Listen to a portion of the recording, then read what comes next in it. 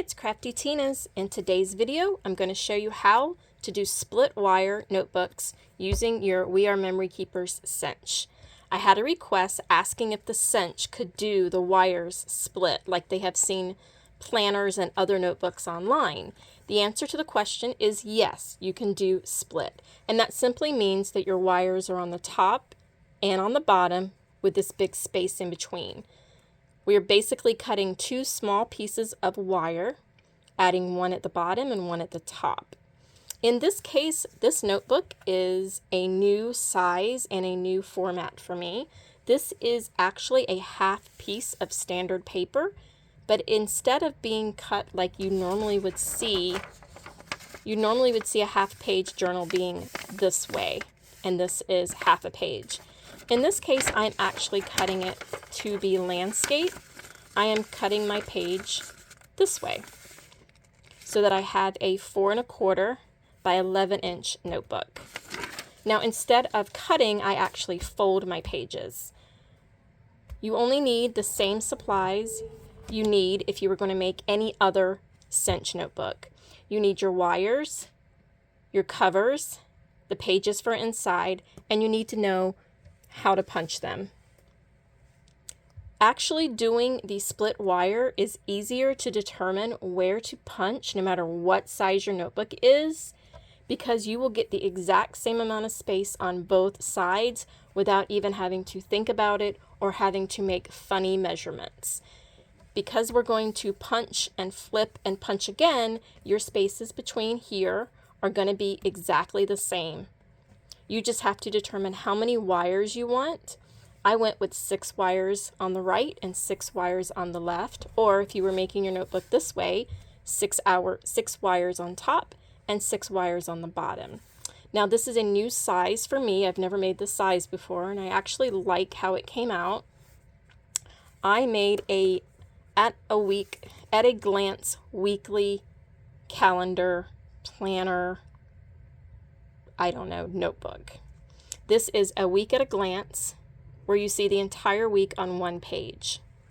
I printed 26 pages, so this is half a year, 6 months, where I'm only using 1 page per week. I added Monday through Friday large blocks because this is being used for work, so I wanted Monday through Friday to be large blocks. But I also added Saturday and Sunday because I want to look forward to something over here. So if I have a birthday or a holiday or I'm going to the beach, it will give me something to look forward to. But I have all this space for all of my to-do work list before I can get to the weekend. So this is actually going to be in an SVG file on Crafty Tina's Facebook page if you're interested in this. This is a full sheet because the other side is all lines for notes. So if you wish to have this template, it's going to be on my Facebook page, and I will put the link in the description. The front page is going to be your calendar, and the back page is going to be for notes. You simply print it and fold the page in half, landscape-wise. I prefer this so the ink doesn't go through, and I like the way it flips. It makes turning the page much easier. Also, I wanted to have something stand up behind my keyboard in front of my monitors, but not block my monitors out on my desk. So that is the purpose behind this calendar, but you can make your book any way you want. This video is basically showing you this template that will be available for you guys, and it's showing you how to do the split wires. I did not measure how much space I wanted here. I just went with what kind of look I wanted, and this worked out perfectly. So let me show you how I came up with doing the split wires. And I am still in the process of making a cheat sheet for everyone showing how to set your machine for different size books. This is going to be one I'm going to add. I'm just going to call it the 11-inch split. So on our cinch, we are going to close the slide all the way. We're going to pull out 1, 8 through 12. So the only thing we have pushed in is 2, 3, 4, 5, 6, and 7, because we have wire that is 6 loops. This wire is 9/16. Have this little guide that will show you 9/16 is how much space we needed for the amount of pages and the covers. As you can see, this book sticks below the 9/16. It's kind of even with the 7/16, but the 9/16 is perfect. That is how I determined what wire to use. I never pick the wire before I decide the book. I always make the book and then stack it up next to the wires to see which size. These are not the only size that the cinch can punch and bind. These are just the wires that I have on hand, and I wanted a quick and easy guide to tell me how big they were once they were cinched. There is a video showing you how to make this for yourself just using scrap chipboard and a little piece of your wires. These are double loop wires and they are 2-to-1 pitch if you're ordering wires. I will put the link for the wires, the cinch, the chipboard, and I think that is it, and my Facebook page in the description. This paper is actually just scrapbook paper. I don't know the brand or where it came from. Any scrapbook paper will do, and all you're doing it is covering your chipboard with it. I have other videos on making covers if you have never made a cover for the cinch. So let's get punching. First thing we're going to do is I'm going to punch my covers. Now the thing about scrapbook paper is you can get packs of it and they correspond with each other, they coordinate, or they contrast. There's just so many options when you use scrapbook paper. This one side of the paper looked like this, the other side looked like this, so I thought that was really cool to have the insides matching. You want to hold your cover exactly like you want it.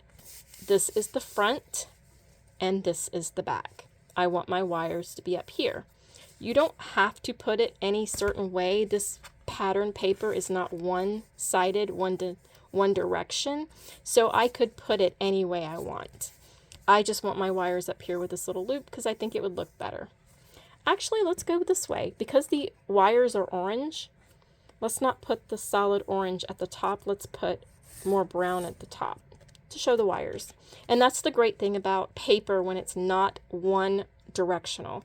You can turn it any way you want. Now let's look at our back, and we have the brown on the top of the back as well. This seems like a very long notebook, but it actually works really well for the size. It would actually make a good to-do list also if you wanted to make one with lined papers. So now that we have the cinch with the slider pushed all the way in, 1, 8, 9, 10, 11, and 12 pulled out. 2 through 7 pushed in because that's all we want to punch.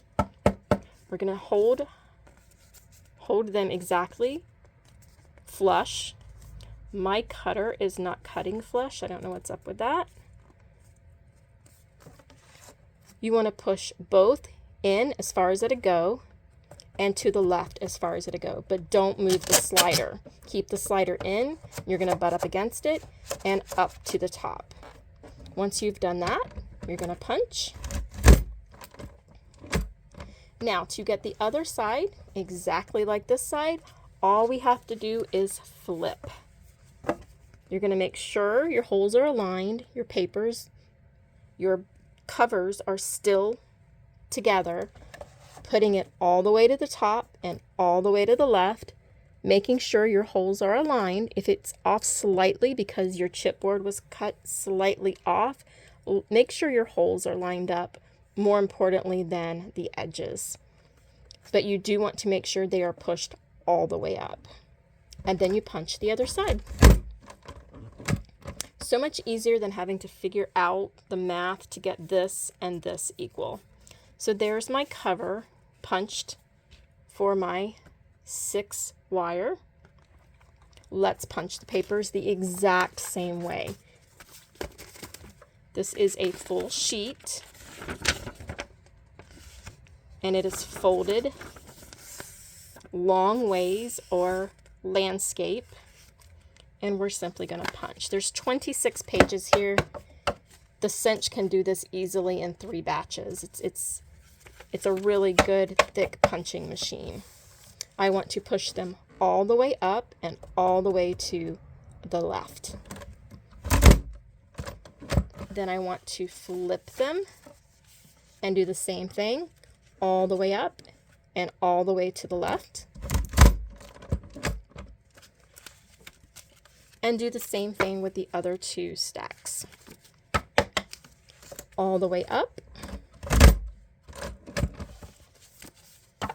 all the way up. It's important to go all the way up because you don't want to have these misaligned. They need to be exactly the same distance from the edge of the paper to the hole. And if you don't push it all the way up, you run the risk of your holes being punched off the page. And we're going to do the last one. All the way up. Flip it. And all the way up.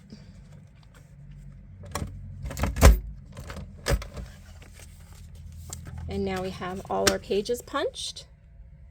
6 holes on each side. And we have our covers, 6 holes on each side. We're still going to use the side to line them up because you don't want to get confused where your seam is going to go. So we're still going to do it the same way. We're just going to do one side at a time. So let's do this side. We're going to put our pages in. We're not going to worry about this. We're going to put our cover next. And then we are going to put our back side against the front side so that we're seeing the inside. And this is to keep the seam inside the notebook. We're going to flip it around. And we are going to cinch this one. The good thing about the split wire, if we had a wire going all the way down, we would have to cinch this many, move it, and then cinch the rest. It does not always come out as pretty and as neat when you have to cinch twice. It does much better when the amount of cinching you're doing goes inside this plate. So by doing 6 and 6, it's going to be perfect little circles instead of kind of a little bit off. Remember, we're putting this flush. If you've watched my other videos on how to make a notebook with the cinch, it's very important that the opening on both sides goes flush to the back. Once you have it all the way flush, hold it, pushing in here just slightly. Make sure your measurements on the top match the measurements of your wire. This wire is 9/16, which is slightly above the 1/2. So my marker is 1 click above the 1/2. And double and triple check that you're all the way flush to the back and cinch. And now my circles are all the way closed. So now we want to do the other side. Now, I don't know why, there we go. You can put it back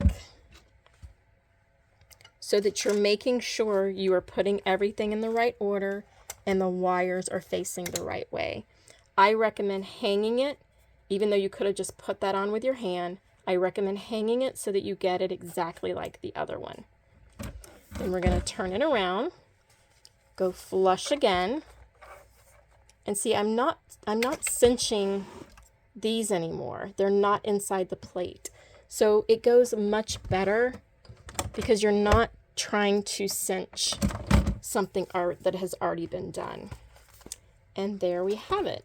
Now we have a week at a glance calendar. We have some pretty little wire binding that matches our notebook. You can lay this out on your desk this way. You can stand it up into a little teepee this way. Or you can keep it closed on your desk this way. Either way, I'm sure you're going to get a lot of use out of something like this. You can have this for your kids' school schedules. You can have this for the office for work. You could even use this for birthday reminders.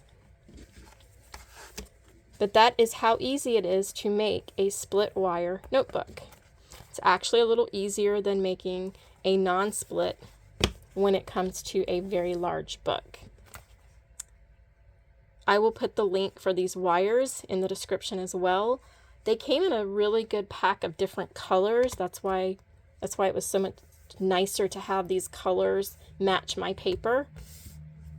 Let me know what you think. If you have something specific you would like to see a tutorial on for the cinch, please let me know in the comments. If you subscribe, YouTube will let you know when I post my next video. Thanks for watching, and as always, happy crafting!